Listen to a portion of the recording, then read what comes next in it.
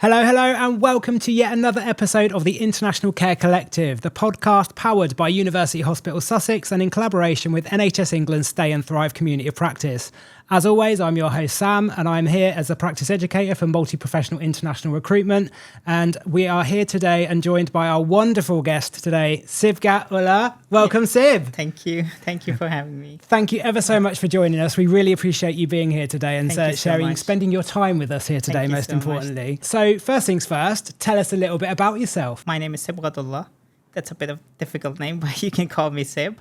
So I'm a nuclear medicine radiographer or technologist, and currently I'm working as a nuclear medicine tech here in Royal Sussex County Hospital. Lovely. Level 2. Yeah. And how long have you been with us? In the UK, it's been about a month. And how are you finding it? Oh, it's really great. Honestly, I'm enjoying the weather. Everyone keeps telling me, "Oh, that's not the UK weather. There is something ahead of it," and I'm trying to prepare myself. But every day the weather is pretty great. It's sunny, and it was raining. The storm, it was great, to be honest. I love some rainy weather, so it was really great. I'm enjoying it really a lot. Amazing. Yeah. And I have to agree with people. This is not normally what the weather that we get. So we have been quite lucky of late, to be perfectly honest with you. Everybody's trying to prepare me. Brace yourself for the cold. Yeah. Bless you. And tell us and our listeners where you originally came from. Where is home for you? I came from Pakistan. So I live with my family in the south of Pakistan. That's Karachi. Literally like city like Brighton. So that's city on the shore. Nice. So Karachi and Brighton to me just literally looks the same, to be honest. They both have the seashore on, they have the seashore, the beaches and everything. And, originally I'm from the north of Pakistan. My ethnic background is from the north. And just for our listeners and for me, because I always ask you this and I always forget, so please do tell us, what is a nuclear medicine technologist / radiologist? What is it that your role is and what do you do?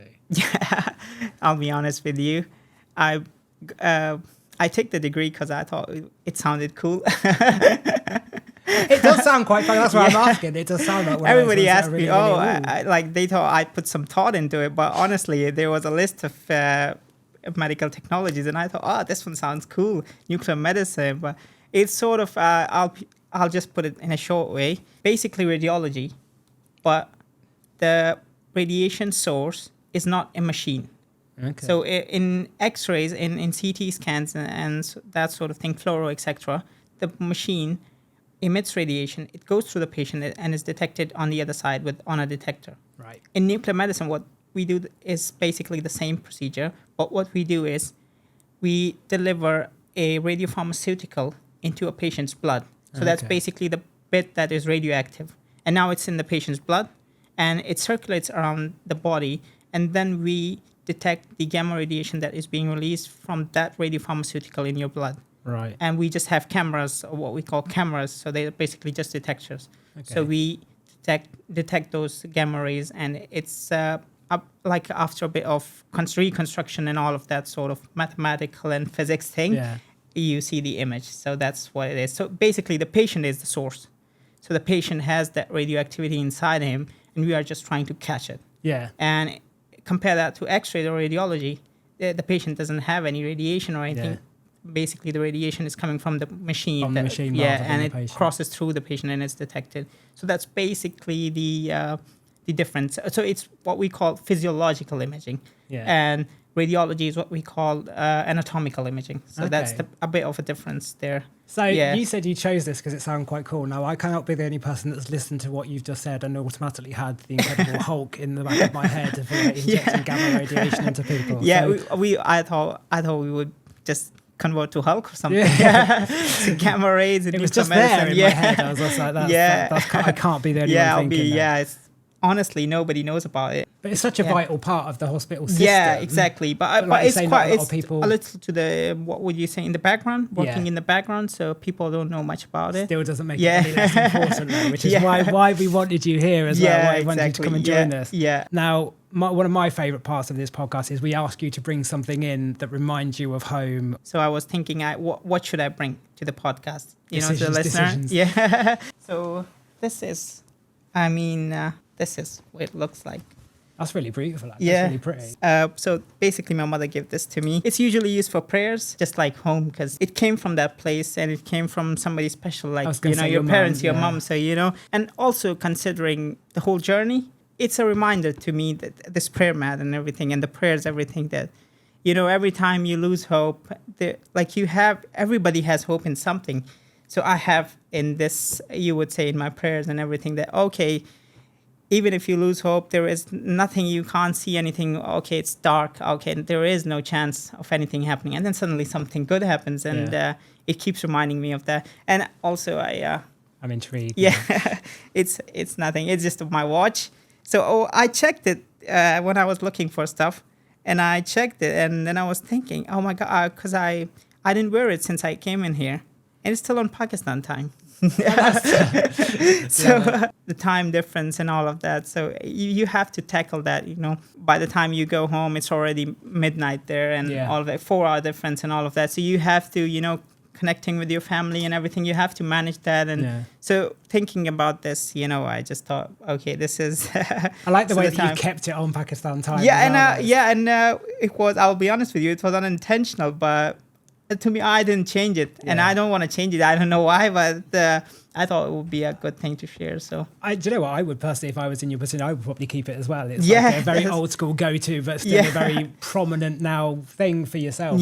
So when I look it up, it's just like, you feel like you're still home. Yeah, it's the same time. It's nice though. And but then you pick up your phone and it's a different time. The reality is it. Thank you for bringing those with you. And the one reason I like people bringing in these things is because I think originally, and tell me if I'm wrong, but originally you'll come in and it will have kind of like for you in your head one reason for bringing it, but actually there is so much more to these items and these things that you have. To the common eye, it's just a carpet, it's just a prayer mat, it's just a watch and everything. But it reminds us of the time that we were in. Like the watch, and the prayer mat reminds us of where we were. When we sit on it on the ground. So we think like, okay, we used to be on a position like we were really down in our mental capacity too. We were really down, and there is always hope, and there's always good things happen. There you go. Yeah. There's a takeaway. There is always hope, and there's always good things that will happen. Let's start at the very, very beginning. What made you decide to come to the UK and the NHS? Was it the adventure, the opportunity, or was it just plain curiosity? What was your driver to come here? When I started my degree, I didn't know we had any opportunity in the UK or anything like that. I had no idea. Yeah. When I came in, we saw most of our seniors, they were coming to the UK, and it was sort of motivation, considering, the economical status of Pakistan and all of that. I'll be honest with you, everybody knows it's not a really good one. And slowly I started, going through the years, like first year, second year, through the degree and third year. And then I slowly start to read about it, look about it, like the NHS and everything. Because in Pakistan, the hospital I was in, it is a charity hospital, charity organization. So their motto was free healthcare for everyone. So that, considering that, and about reading about the NHS, because those are the values that NHS holds, free healthcare for everyone. Because I've seen around the world, their healthcare is really expensive, and even in Pakistan, because the hospital I was in was literally the only hospital that would give that care to people. Okay. Yeah, and for free. So that value stayed with me. And reading about the NHS, I was intrigued because, it's the UK, it's, you would say, the standard of, medicine. You would study about your chemistry, biology. There was always English scientists, English doctors, and, from the UK and these part of the world. So it was quite interesting. And then you would say it had my curiosity a lot of it. So, and apart from that, I had the opportunity, because staying in Pakistan, while I was working and the economical situation deteriorating and all of that, I would say, because, it's not a hidden thing or anything. You do sort of want to be financially stable and everything. And adventurous, I really love to, because I've never been to the UK before. And pretty much I've never been outside of my house, to be honest. Coming to the UK, And literally, this place was totally new, and I was looking around. I couldn't believe it where I was, and like I love the adventure side of it already, and I was looking forward to it before I even came. So there was a lot of you would say factors to it, but working for the NHS, it's a privilege. Honestly, the people working for the NHS, the healthcare workers, and yourself. You're too kind. So I mean, it's really amazing. 1 month in, and I'm literally a fan of the whole NHS, the healthcare workers, and everybody else. Honestly, the people are so kind. So I'm having a great time. That's do you know what? That's really, really lovely to hear. I stretched it a lot. I feel but you know, you maybe say you stretched it, but all valid points, and it's something that you don't really hear said a lot. Is the love and the fan of the NHS. And how what it's done for you in a very, very short space of time. Yes, exactly. Already, it's life changing. Even my parents, they are really proud. I'm feeling proud of it, what I've done, what I've achieved. And even my siblings, they are really proud. And, you know, they just... no pressure at all. No pressure. Yeah. So for our listeners, can you just explain kind of what your pathway was? So obviously for you, you know, who did you have to register with in order to actually do your job? How was that kind of navigating that kind of situation for you? So the basic requirement for the NHS to work as a nuclear medicine tech, you would have to have a bachelor's degree in nuclear medicine. Yep. Or if you are a bachelor's in radiology, you need to have an experience in nuclear medicine. I was working as a nuclear medicine tech already. I have bachelor's in nuclear medicine. So the first part is while you're applying for a hospital in the NHS, you are trying to focus and trying to target that one specific band of yours and trying to apply to those, because that would increase your opportunities to get an interview and all of that. Yeah. So, and apart from that, in nuclear medicine, you have to have a valid license from your home country. And apart from that, you have to understand the values and all the, you would say, the requirements that the trust requires you to have. Because like I say, that the values are specific, they will vary from trust to trust. Yeah, they vary from trust to trust. Patient first approach. Every trust is trying, and so is University Hospitals Sussex. And how did you find doing the interview, obviously via Teams and things like that? With an online interview, the first thing that you would face is internet issues. Mm-hmm. Oh, that's terrible. I'll let you know. Everyone's favourite. I'll tell you. If you check my interview date and check the status of Pakistan politics in those days, what happened is they ousted the sitting prime minister, and then somebody else was put in as prime minister. So now the previous prime minister's followers, the party, they started doing protests. Yeah. And to tackle that, the government, the sitting government, what they did is they turned the internet off. on the day of your interview. The whole week. And every day I'm praying, please God, please just this once. Yeah. Praying, just for 2 hours. Yeah, just for 2 hours. Oh my God, every day I'm thinking, okay, then what I did is I got 2 phones, my own, my father's, I guess, and then I had internet devices, the portable ones. Yes. I had all of them set up on the table, and I had put on, turn on the internet on all of them, and I've connected to my laptop. So if one drops out, the other can pick up. Okay. You couldn't even do an SMS or even a call. It's literally, That's a lot of pressure for an interview that's not even work-related problems. Yeah, exactly. And like I said, there is hope. There's always some help comes around. And what happened is, as soon as I turn on the interview, the internet worked fine for the whole hour. It didn't stop in the middle. I had my whole interview, and just as it finished, the internet stopped. The internet stopped. So then I'm trying to connect everything, and then as soon as I saw a text in the Teams, she said, "Oh, it's finished. If you have any questions, you can ask us." So I said, no, I don't have any question. What are you talking about? After all this, I might have questions. No, I'm fine. The internet worked literally for that 1 hour, and it didn't work again for the next week. It didn't work again for the previous week. It was terrible. So it was meant to be, I would say. You're saying it's sort of some out of a movie or something, you know, because it can't be real. After that many issues, you can't just, you know, be successful in something. But you There's were, hope. and here you are. Yeah, I am. And the interview part is a bit intense thing. Intense, And I had my notes on me the whole time. I was walking here and there until the time of the interview. So I was walking in the room from one side to the other side and just reading. Pacing back and forth. Yeah, I was reading through the scans and everything. Okay, I don't want to forget this. I don't want to forget that. So, it's all worked out so far, for the best because here you are. Yeah. So you've arrived, you've landed, you're on your way, you're here. What was that like for you? Did anything kind of surprise you? Was it kind of what you're expecting? I was expecting a lot of good things, but it was even great. Okay. To be honest, I can't complain about anything. It's as soon as when I was coming in the flight, when it started going down, I saw the planes. They were all so green. I really am a nature person. I really like trees and plants and all of that. You know, every day I go down the Abbey Road. Mm-hmm. I take a picture of the flowers on the right hand side of the Abbey Road. Yeah. For some reason, I don't know, but I just love them and they smell really good.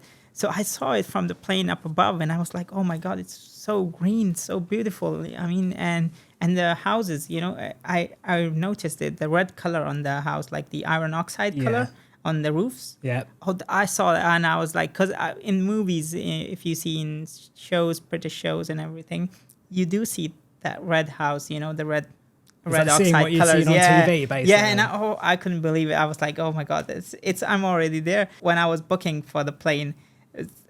There was a miscommunication between my father and the agent because he was trying to talk to him. And then he got it on Sunday, which was a day off in the UK. Yeah. And I didn't know if I had gotten it on Monday. It was a bank holiday on Monday. Yeah. So, but when I came here, I knew about the bank holiday. I didn't know about the bank holiday before that. I thought it was bank were closed. Just a Monday. I thought banks were closed on that day. But I was like, why would that affect anyone? Yeah. But then I realized, no, it's a proper holiday. So there was no problem coming in. Everybody was so helpful. Everybody was so kind on the way. When I got off the plane in the Gatwick airport. So when I got off, I didn't know where to go. I just stood there like, you know, a statue and looking here and there because there's a lot. And then I thought, okay, everybody was walking in a straight line. So I just said, okay, I'll just go in the straight line. Okay, yeah. I'll be honest with you. I was pretty scared. But when I got to the immigration officer, he just checked it and you know, thank God for the NHS. He just saw the sign NHS and he said, it's fine. And I just walked off. That must have been quite relaxing once you were past that bit. And what was your first day in clinical practice like? So the first day, so after you'd been here, we'd obviously done your bits and pieces in the background while we were waiting for you to be able to start. What was that first day? When I walked into the hospital, first of all, it was so beautiful. All the paintings and everything, and the department in nuclear medicine. If you have been there, it's really beautiful. You know, it's really picturesque. It's nicely done. I must admit. Yeah. and I went and I was like, oh my God. I even took a picture of the nuclear medicine bowl when I was coming in. I still have that, and I was like, oh my God, this is happening. As soon as I got in, I saw my manager, Mariam Joseph, which she's really kind, and one of my other seniors, Bonita, and all of that. They were standing at the door.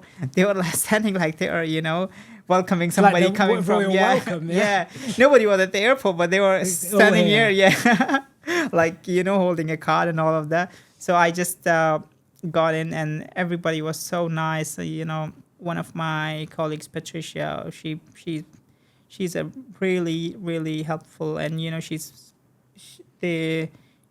on paper she's my mentor, but she really is my mentor. So nice. Yeah, amazing. So obviously it sounds like you've had a lot of support already, and like I said, we'd known each other before you started because obviously we had that call. How important for you personally was that not just the call that we had before you arrived, but like how important was all of that pastoral support that you had before you'd even left home? So when your email came and I those files were amazing. The files that you My piled up, guides, my lovely, they were really great, honestly. Yeah, and I read through them. When I read the kitchen guide, the cook guide, the dietary one, I was so relieved. Oh my god, I was like, I'm used to Asian food and all of that.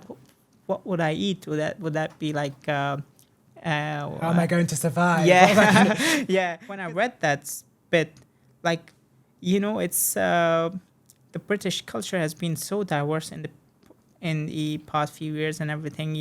Everything felt so familiar. Yeah. Like you didn't feel like, okay, there's something different.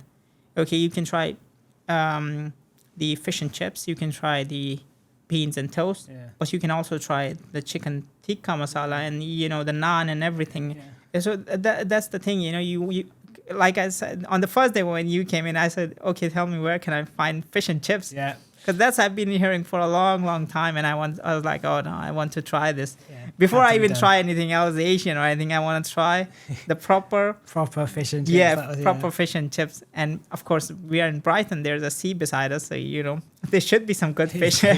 I would say that interview with you was the best part, because you don't have any, like I said, you don't have any communication or connection with anybody at the hospital or anything. So that was really a great guide, and it made you feel familiar. It made you feel at home. Yeah. Every time something happens, and if I tell my parents in Pakistan, if I tell them, okay, there is some problem here, even with the visa situation and all of that, they're like, ask Sam. I'm famous already.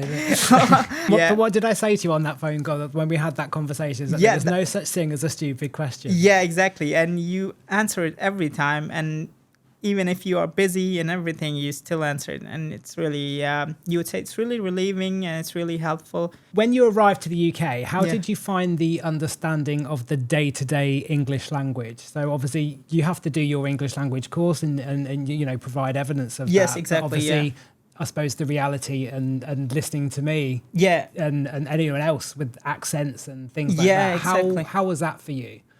So I would say I was a bit lucky, because I had got my an English proficiency certificate. Yeah. But before that, since 2017, I've been watching football a lot. And I mean, I hope there is no Liverpool supporter in the room, but I'm one. Yeah. So I've been for a long time. I've been watching football, Liverpool football, and the Scouts accent. So the Scouts and the Scousers, and I got you would say just familiar with it. So that was lucky for me. Yeah. Because coming in, if you understand Scouts, I think you would understand the other. But I really love it. But it's good I that love the something Newcastle that you accent. loved, i.e. football, Exactly. has enabled you to kind of utilise that and actually listen to these accents. Yeah, exactly. And apart from that, you watch shows like, British shows. When I tell somebody, I sound like I'm like a 60-year-old British man or something, because I would tell them I watch a lot of Monty Python. Yeah. So proper old school. But again, you found things that you generally enjoy. And you've utilised it for more than just one thing. So unintentional research. We like that kind. Like back in 2017, I didn't know I could be in the UK. you were well prepared without even knowing you were well prepared. Yeah, exactly. Life finds a way. Like I said, it's indeed. Yeah. Right. So now we come on to my favourite part of the podcast, and most of my guests kind of fearful part of the podcast, but I do generally love it. Okay. We are coming Thank on God to I don't know it already. I was going to say, brace yourself. Yeah. We're coming on to the board of joy. Can we have the jingle, please? So, behind you there, you have the board of joy. So you've got all of these cards that are kind of staring at you. Yeah. I want you to pick 4 of those cards. On those cards are going to be separate questions, and you're going to give them to me, and they're going to be your next questions for the rest of this podcast. Okay, 4 of those. Yeah, up to you. All up to you. Okay, I'll choose number 5. Go on. And number 6. That's my number 6. Okay, here you go. How has working in the NHS so far impacted your personal and professional growth? Like I said, the values NHS holds about the patient-first approach and also free healthcare for everybody, and these sort of values, like these align with my personal, I would say personal values. Yeah. Like I feel like healthcare shouldn't be something of monetary value. Yeah. Everybody should be able to get it for free. Yeah. And it should be of like higher standards, not just like, okay, it's just a hospital, it's free, and Yeah. back in I would say in Pakistan, if you go to a government hospital, it literally feels like, I shouldn't say it, but the worst place on earth, because there is no proper regulations or anything. There is no proper I would say like staff hiring, everything. It's literally just nobody knows how they do it. The patients there are literally just they're terribly treated there. They're getting free healthcare, so they are treated like, okay, they aren't paying money, so you could just treat them like you want. To deprive someone of healthcare just because they don't have that money or they don't have that monetary, belongings and everything to give, it's terrible.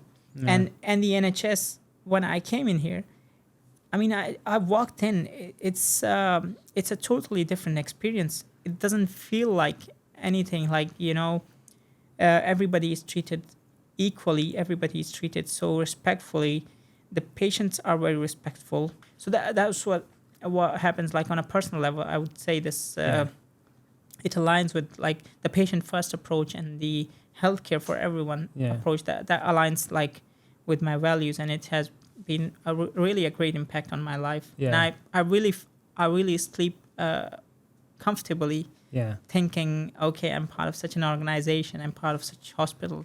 Yeah. So I'm going to move on to this question because you're kind of semi-answering it already. So like, how does the UK healthcare system differ from the one in your home country? So you've touched on that. Yeah, exactly. So because in Pakistan, the healthcare system, the healthcare workers, I mean, the doctors and everybody, they are really professional. They are doing their best to keep that system intact. There is no administration. There is no proper system. Yeah.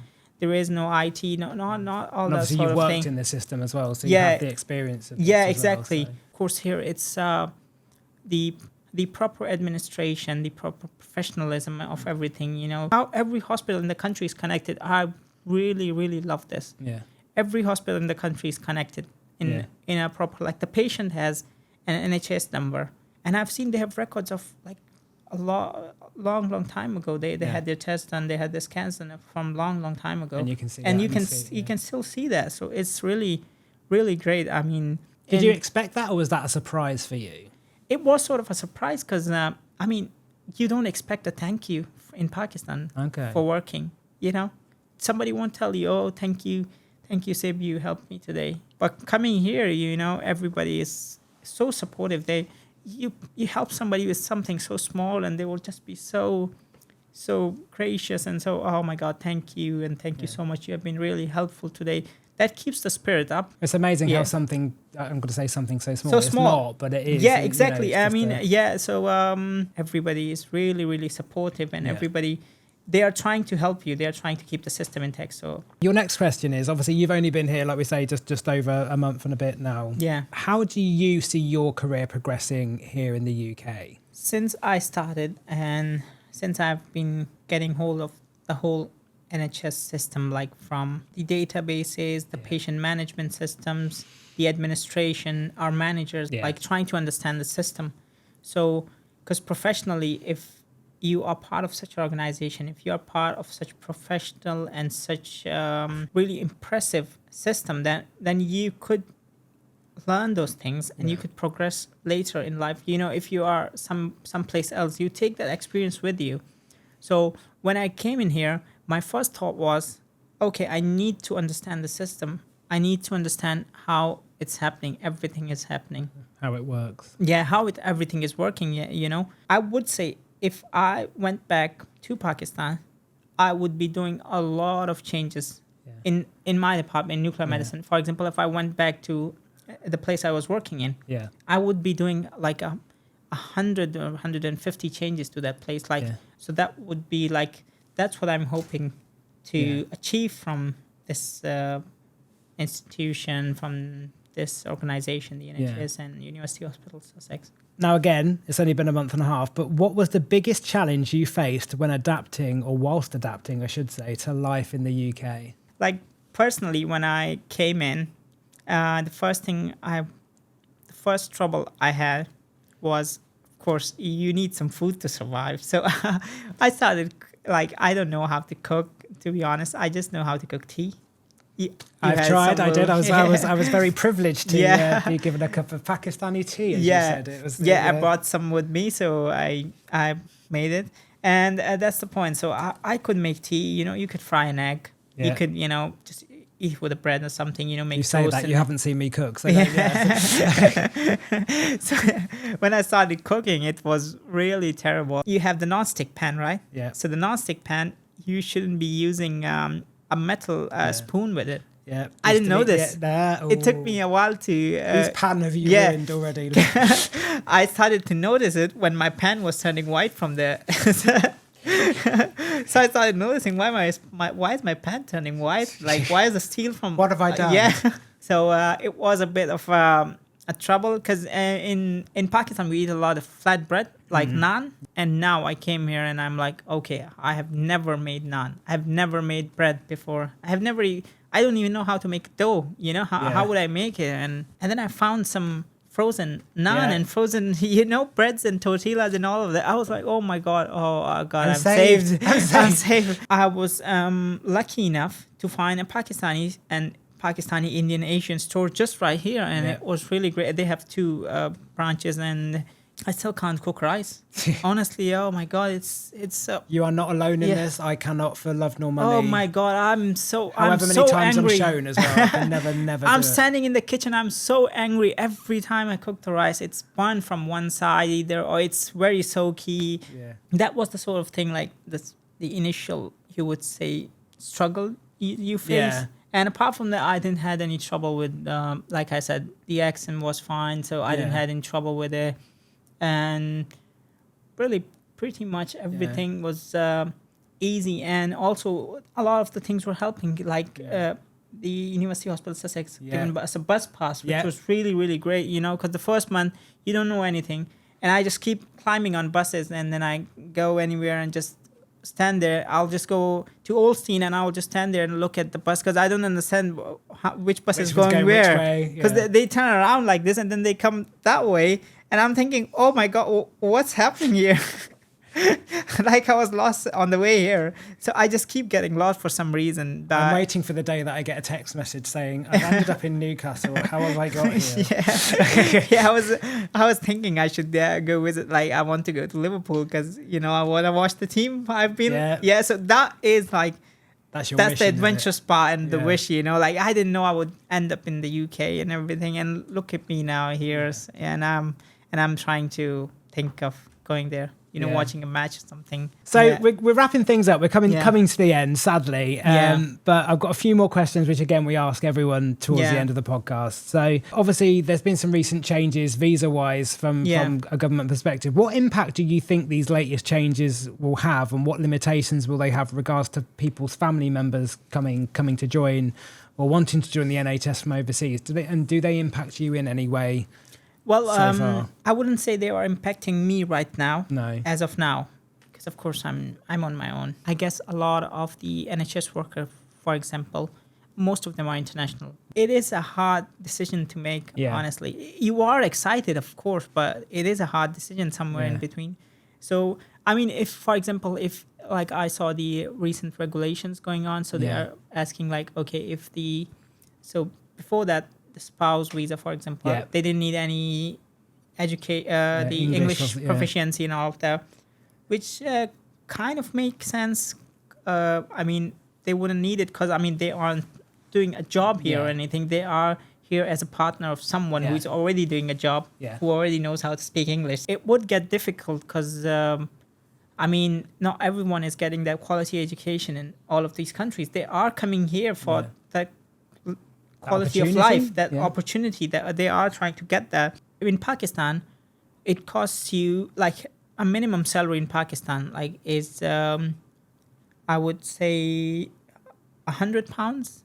So is somebody working in like a daily job, like a daily wage job or something, they would get like £100 a day or a month. A month. Okay. You could compare that to the UK where they will be getting different. And for example, the IELTS exam, like the IELTS, if you want to get the that's proficiency, that costs around £200.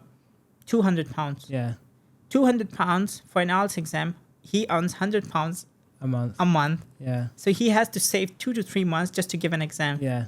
And because you've got to live off that £100. Yeah, exactly. And now you have to save it like for some months and etc. And then you can give the exam. Yeah. Now the point here is, of course, if you are coming here for a job, I'm saying you have to do it. Yeah. You have to have an English proficiency because exactly that's the point. But if you're talking about the spouse and everything, that my point is, then if they, for example, they fail the exam, I mean, you don't fail it, you just get a lesser grade. For example, you can get band 7 because that's what they are requiring. Yeah.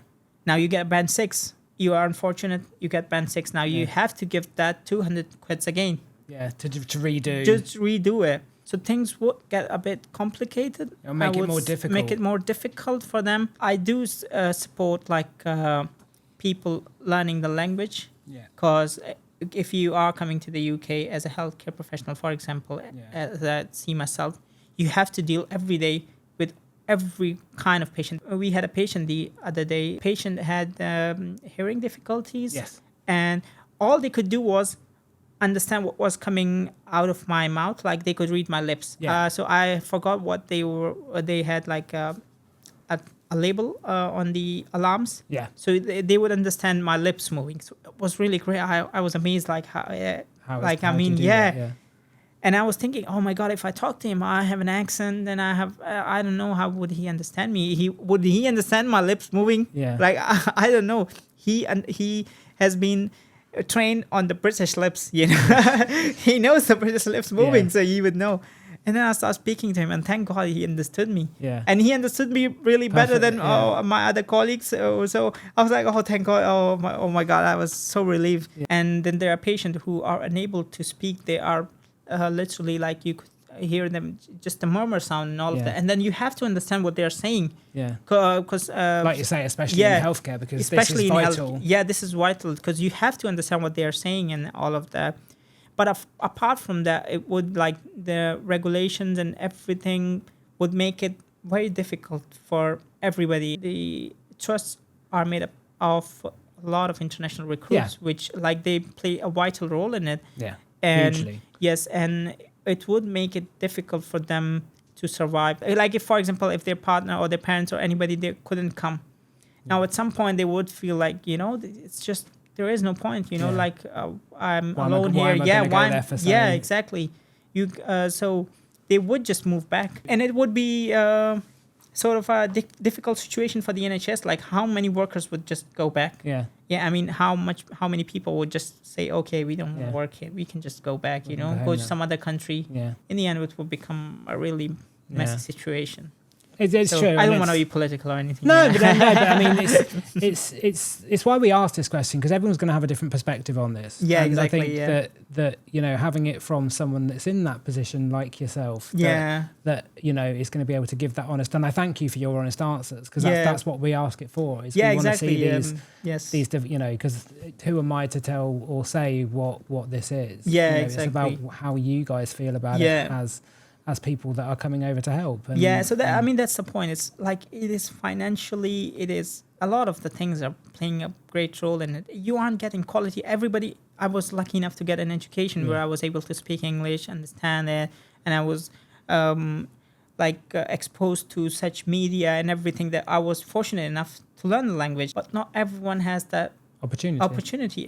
Not everyone in those countries, for example, in Africa, in Asia, in Far East Asia, not everybody has that, I would say, opportunity, or has that luck, I would say. Thank you for those, honest answers. That's what we're after. If you knew then what you know now, what would be the one piece or the best piece of advice you could give anyone else considering doing the journey that you have? I love helping people, helping my colleagues with everything that I can, as much as I can. So every time they ask me, like, I want to apply to the NHS, what should I do? I will just tell them, okay, first of all, what you need to do is you need to look up the job you're applying. You need to look up the hospital. It's literally the values, the job description, everything is available on the track platform, for example. you can't miss it. No. So It's there for a reason. It's there for a reason. If you want to be in some place, you need to understand it fully. You need to be inside it to understand the system. And then you would be able to write your applications, your supporting informations and everything properly. Yeah. You would look at it the way like you are working in it. Yeah. Comparing so absorbing that information, apart from that, for the visa application, oh my god, you can't get me started on that one. So anyway, process is easy so far. Apart from the visa, everything is easy. For example, track, NHS, the trust, they really help you with everything. But because of your research as well. You've done your intense research. Because like I tracked troubles, a lot of troubles. Like I had the dunk on the first day, so I didn't know if you applied for the visa application today. So this is now. So they won't count it from the day. No, that's not it. So the day before that, it's day number 28. So I didn't know this. I knew that after I got into trouble. So that's the day before is day number 28. So now they start counting and to the back. Okay, so that you applied for the visa today, and then they start counting 28 days before that. So yesterday would be the 28th day. And then they go back, and the first day, until the first day, you shouldn't be going down 1,270 pounds. Because it's a very specific amount. That's how much you need to spend your month. Because you are already being employed here. So they know that you are being employed here. So you would get the next month pay. But what would you do with the first month? So that's the point. When the COS came in, you should start saving. You should start saving that amount already. Because I started saving it. And then what happened is there was a surge in the Pakistani economy for some reason, because of course I was coming in, so they had to do something to stop me. At some point. So they wanted to keep you, Sib. That's what it was. It was all a ploy to keep you there. So it was. So £1 was 360 Pakistani rupees at that time, and I saved in 1,270 exact. My mistake number one. You shouldn't save the exact amount. And if you want to save the exact amount, just convert it. Just get your currency converted into pounds and save it. That's even better. If you're saving it in your own currency, then you have to think about all the dips and all the sort of things happening to the economy. And then you have to become a financial analyst. Every day you are watching business analysis and O&A and all of that. Oh, okay, the rate drop. It's a good point, though, you sound like a Bitcoin influencer, like all of that time. Like you're telling, oh my God, it's dropped. It's raised and everything. I was like, what am I doing? It's a good point, though, because I wouldn't have thought of like saving in your own currency and then kind of looking at it that way. I wouldn't have thought like peaks and drops. So it jumped to 360 to 380. So 20 rupees, it doesn't sound much, but when you've got a bigger amount, when you got a bigger amount, so it was like a difference of like 40 to 50,000 rupees, and that created the difference. So now I have to start again. So now that thing happened, so now you have to start again, saving again. So like you now have to spend 28 more days on that amount and everything else, because so save more is what you're saying. Exactly. You have to save more for that, and it makes sense. You need to, because that money would be used, like we discussed. It would be used in your rent, your everyday life, your groceries, and everything for the first month. It does make sense to me, which is good. If you don't have anything, you would just come here and, I don't know, just go around, I guess. Hope for the best. When do you feel it's right for someone to stop being referred to as international? Like, I've never think about this before, to be honest. There is a thing, like, how long can you be an international recruit? You are part of for example, you're part of the NHS for so long, and you just keep working here. You can't be like, international recruit all the time. Then at some point you are part of the country and everything. For example, the UK government gives you an indefinite leave. You live so long here, and they're like, oh my God, this guy isn't leaving. I mean, the way the NHS, I would say culture is, you don't feel it. Honestly, you don't feel it a bit. I think after a year or something, you would just diffuse into it. It would just it would just dissipate or disappear. Basically. Exactly. So but I can't give an answer to that, to be honest. You're quite early on as well, right? Exactly. You need to remember that. But I would remember that, and it is a really, really good question, honestly. Like, when do you stop thinking, okay, I don't I'm belong going to to this ask you place. this in about 6 months again, and just see where you're at. That's gonna Get be my me on go-to. another episode. Indeed. Yeah, follow up. Yeah. Indeed, follow up, return of Sid. Yeah. You keep your identity at some Yeah. point. Like personally, I would want to respect the culture Yeah. of the place I'm living in. Yeah. For example, here in Brighton, I would respect the culture and everything. The way NHS is, the way the culture works here, and the NHS culture, like Yeah. the way everybody is so supportive and everything, you just start forgetting it. Yeah. Honestly, you don't feel like. At some point, like it strikes me, like where am I? I feel like I'm still in the department. Yeah. Like in Pakistan, like I can't say I can properly answer you Yeah. on this. To be I honest, think it is a difficult one, and I think, like you say, because you are early on in your career here as well, Yeah, I think it's exactly. going to be quite a difficult one to go. I think one of the best answers we've had for this, and I think this was actually sadly off podcast, was it's part of me, but it doesn't define me. yeah. And I think that was one of the best answers that we had. Yeah, exactly. I can't give you an answer Yeah. like this. You could Again, you we're could hear going to something- chase you like in you let's could say hear 6 something months. stupid off of me, but Yeah. not something so. We will chase it back in Yeah. 6 months for this question. See how he's feeling at that point. Yeah, exactly. But I'm just trying.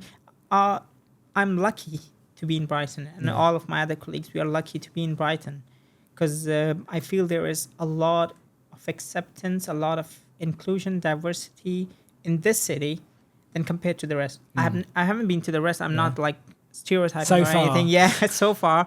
But most of my colleagues and everybody, they tell me like Brighton is really good. Like Yeah. I'm experiencing it. They are comparing it. Okay, no, for example, this place. Oh no, I don't feel good here. You know, the people are like this or that. You know, some issues related to this and that. I haven't faced anything like regarding my ethnicity, like racially or anything in this city so far. And I think before choosing Brighton, it was the best decision of my life to, coming here to the UK. But now choosing Brighton, I feel like it is the best decision of my life. It is literally. Well, we I've been appreciate lucky. that. Yeah. And I think Brightonians appreciate that as well. it's really, so amazing. thank I'll you be ever honest so with you. much. Yeah, no, it's not for the podcast. I'll Yeah, tell you. yeah. And that was it. That was our final question. Yeah, thank you ever so much, Sib, for joining us. We really, really appreciate it. No, and thank you for your honesty. Thank you for having me. Yeah. It's been an absolute pleasure. Everyone, you. thanks to round of applause for Sib there. Thank you so much for joining. Thank you. And Yeah. again, thank you all for tuning in and listening and watching us and sticking with us through these amazing stories that Sib shared with us today. If you'd enjoyed today's episode, don't forget, like, subscribe, share us, leave us a review on any of your podcast platforms where you're listening to us. We would really appreciate that. Please share the love, share the podcast, and share these amazing stories that these people from overseas have come to join the NHS and are helping us all get better on a day-to-day basis. A final word from me, as always, remember we are all humans before our job roles and before our job titles. So if we're going to be anything, be human and be kind. Until next time, see you soon.